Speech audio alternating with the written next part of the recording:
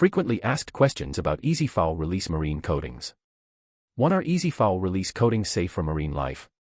Yes, foul release coatings are designed to be environmentally friendly and are non-toxic, posing no harm to marine organisms. 2. How long do these coatings typically last? On average, foul release coatings last between 3 to 7 years, depending on the type of coating and the conditions it's exposed to. 3. Can I apply foul release coatings myself? For smaller vessels, DIY application is possible, but larger vessels typically require professional application to ensure proper coverage and performance.